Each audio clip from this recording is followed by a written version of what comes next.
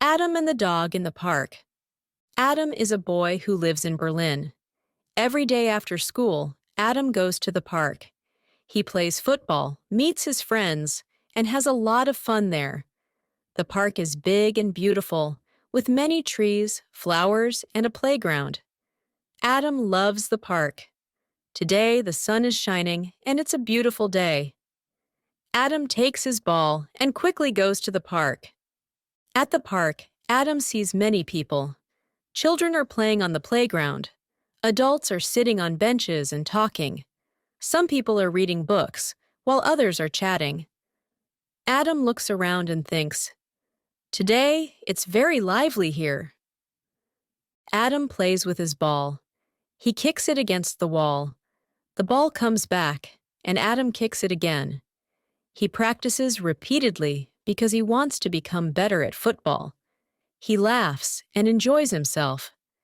Suddenly, he sees a small brown dog sitting alone by a tree, looking at Adam. Adam wonders, "Why is the dog alone? Where is its owner?" Adam walks slowly to the dog. "Hello, dog," he says softly. The dog wags its tail and looks friendly. Adam carefully pets the dog. "Are you alone? Do you have no owner?" he asks. The dog looks at Adam and barks softly once. Adam notices that the dog has no collar. Maybe the dog is lost, he thinks. Adam waits for a while. Maybe the owner will come soon, he thinks. He sits on a bench, and the dog stays with him, lying down.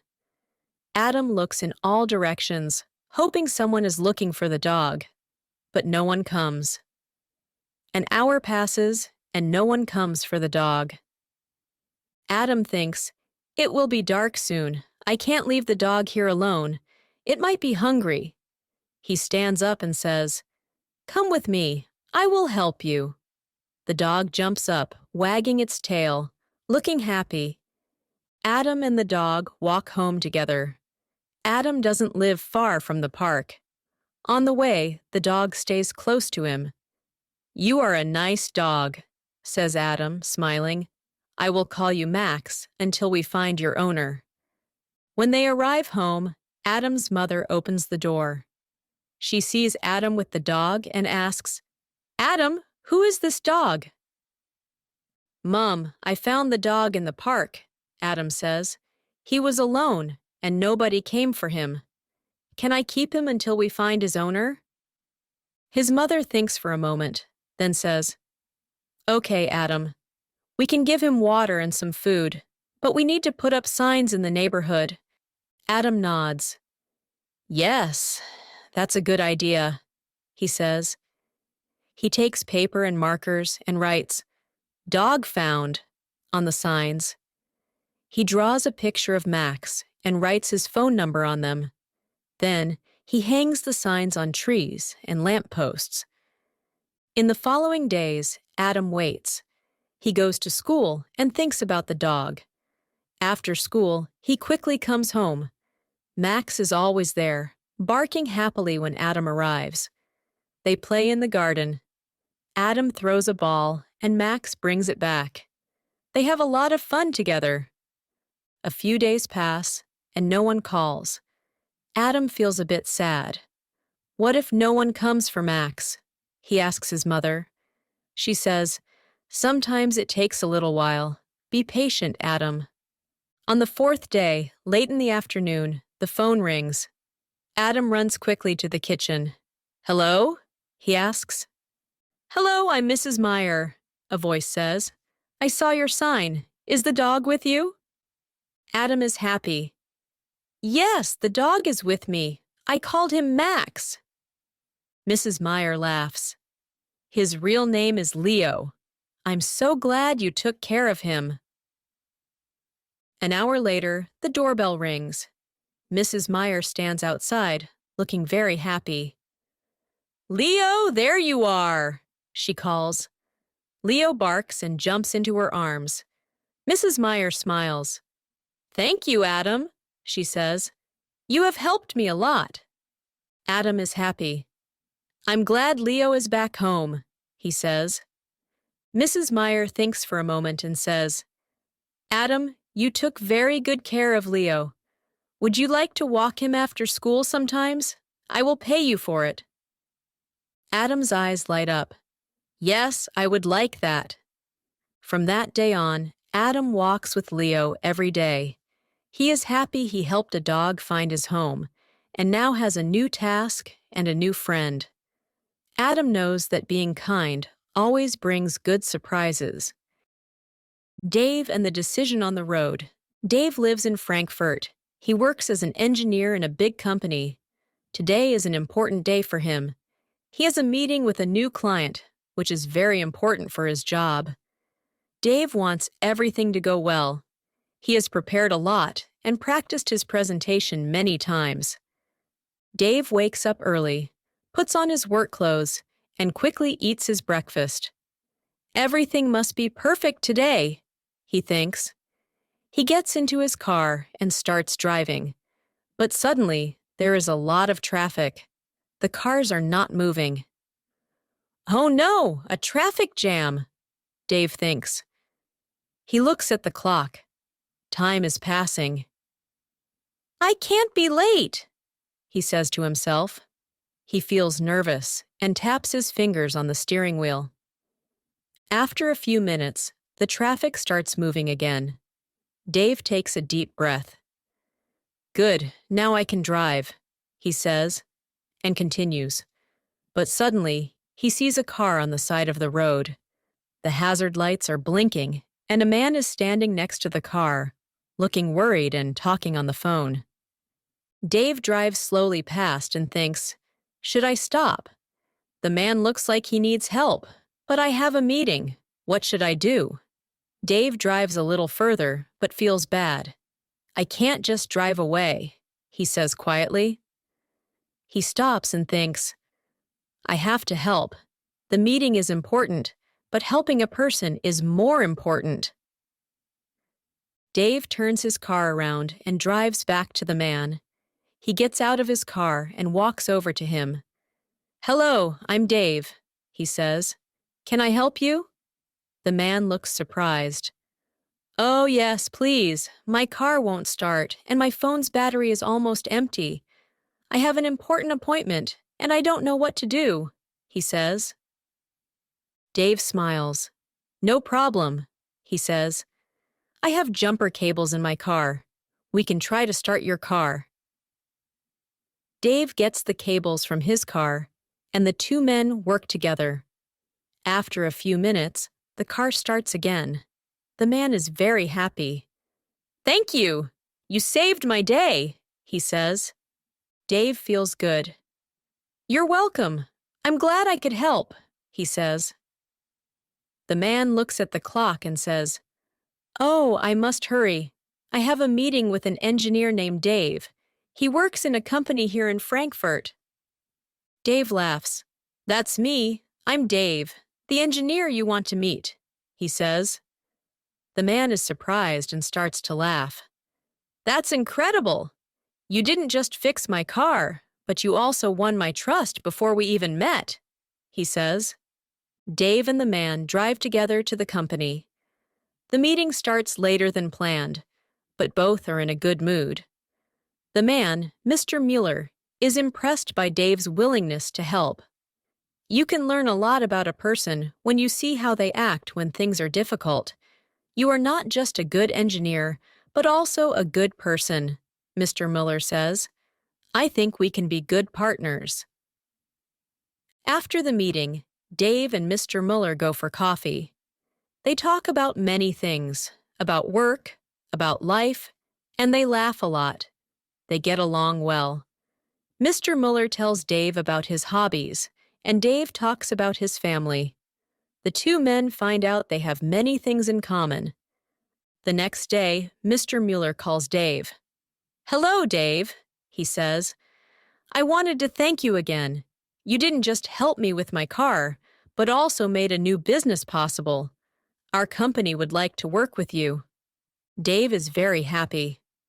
That makes me very glad, he says. I think we will have a good partnership. In the evening, Dave tells his wife about the day. "You know," he says, "sometimes it's important to make the right decision. I decided to help, and that changed everything." His wife smiles. "I'm proud of you, Dave," she says. "You did the right thing." Dave feels happy. He knows that one should always help if they can. He has learned that a good deed often brings a surprise. From that day on, Dave always tries to be kind and helpful. He knows it makes the world a little better. Sophie and the hard decision.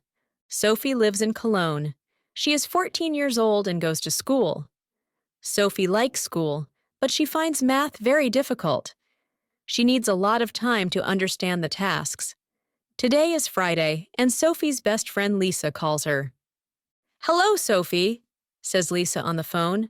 "There's a new movie at the cinema. Do you want to come?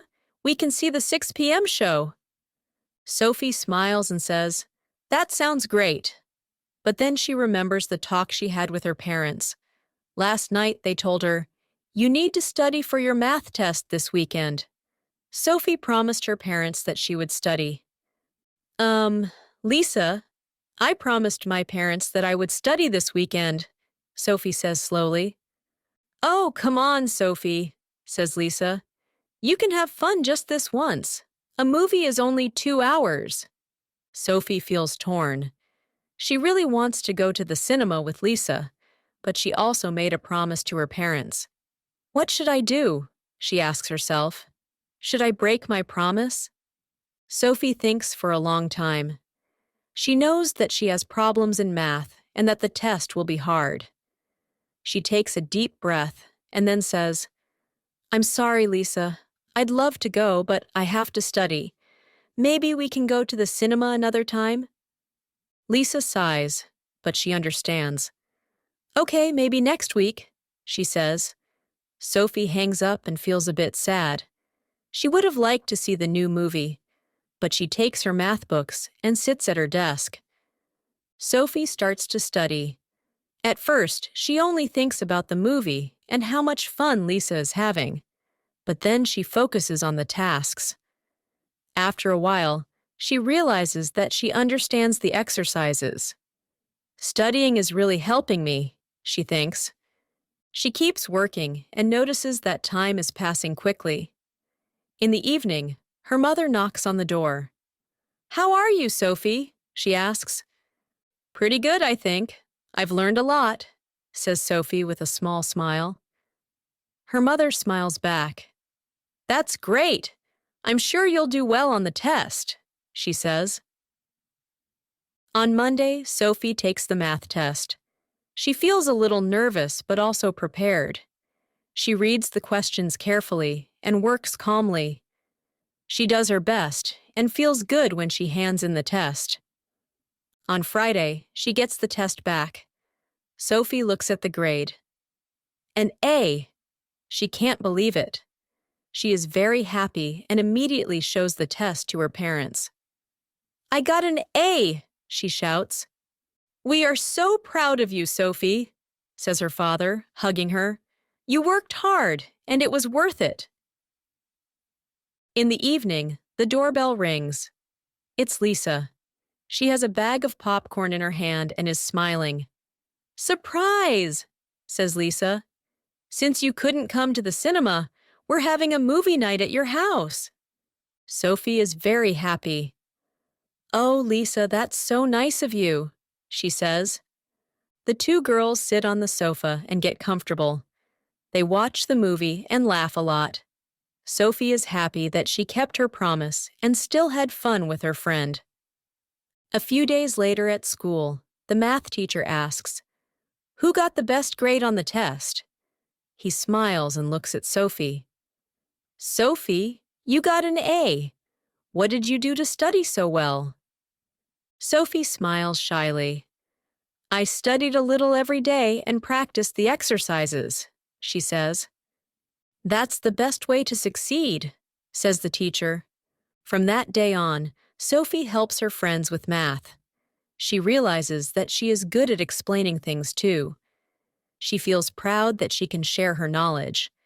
Lisa often asks her for help, and the two girls study together.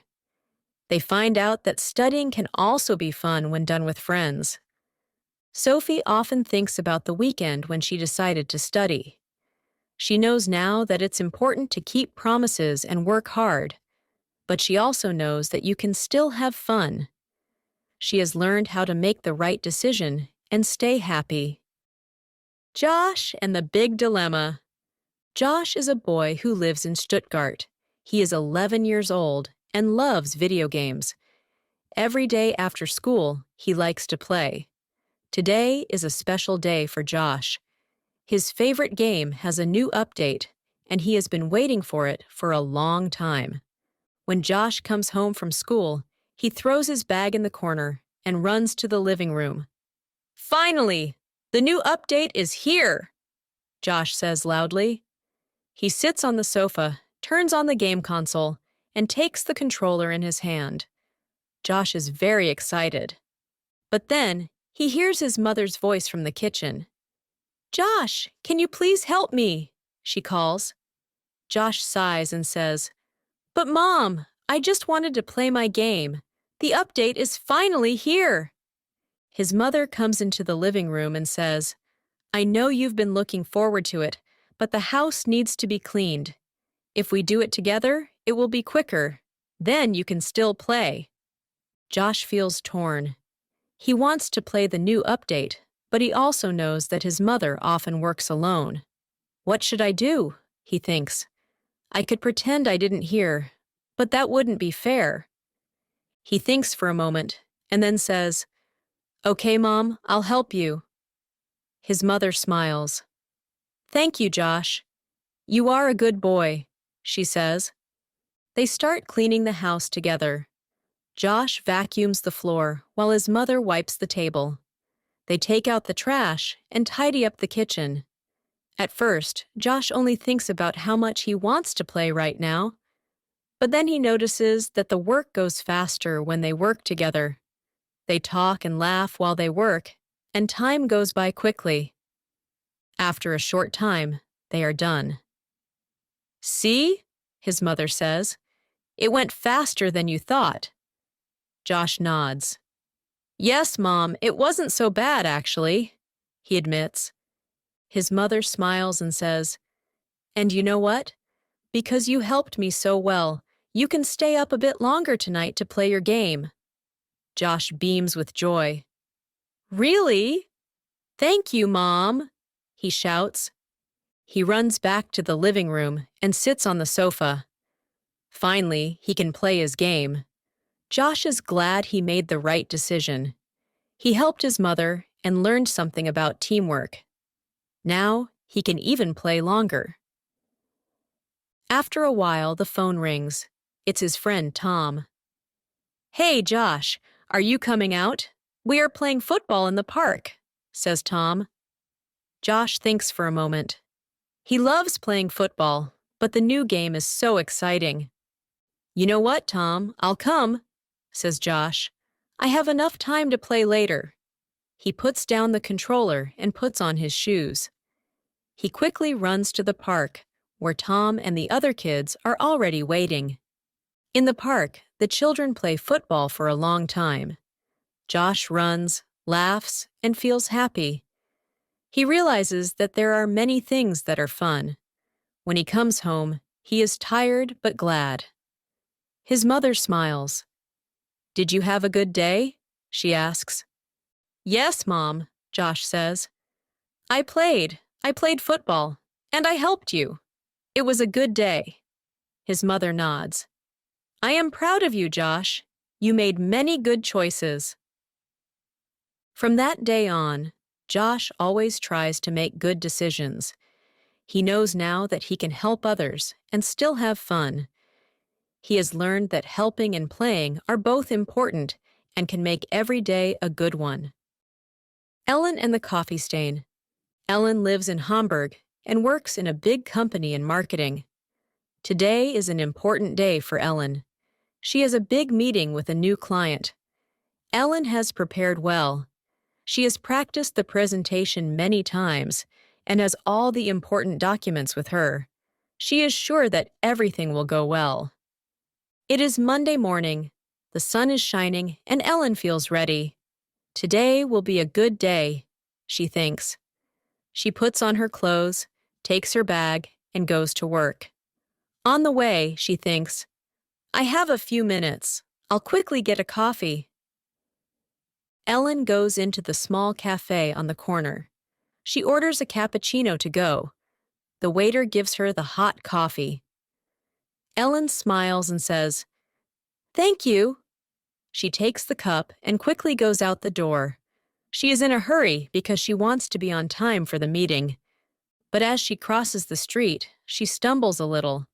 The coffee spills from the cup and lands right on her blouse. Oh, no! Ellen shouts. There is now a big brown stain on her shirt. Ellen looks at her watch.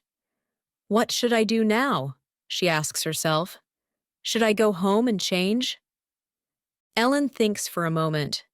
If I go home, I will be late for the meeting, she thinks. But if I go like this, I might look messy. She takes a deep breath and decides, the meeting is more important. I will go and hope no one notices the stain. Ellen takes a tissue and tries to wipe the stain away. It helps a little, but the stain is still there. She looks at her watch again. It's better if I am on time, she thinks. She heads to the office. When Ellen arrives in the conference room, she sees the clients already there. She greets everyone with a smile and says, Sorry, I'm a few minutes late. Her heart beats fast. She wonders if anyone noticed the stain. Ellen starts her presentation. She speaks calmly and focuses on the topics she has prepared. She shows the pictures and graphs, explains everything clearly, and looks the clients in the eye. To her surprise, the clients look interested. They nod, ask questions, and take notes. Ellen realizes she has the client's attention. She becomes more confident and speaks more firmly. She tries hard to show the best sides of her company. Slowly, she forgets the coffee stain on her shirt. She thinks only about the presentation and what she wants to say. The meeting lasts an hour. At the end, the clients clap. Ellen smiles. Maybe no one saw the stain, she thinks. She starts to pack up her papers. Then a client, Mr. Becker, comes up to her. Ms. Ellen, your presentation was very good, he says. I saw how professional you are, even when everything is not perfect. Ellen smiles and says, Thank you, Mr. Becker. That means a lot to me. She realizes that Mr. Becker saw the stain, but he did not seem to mind. On the contrary, he saw it in a positive way. After the meeting, Ellen feels better. She thinks about what Mr. Becker said. It was the right decision to go to the meeting, she says to herself. Sometimes, it's not about how you look, but what you say and do. The next day, Ellen feels proud.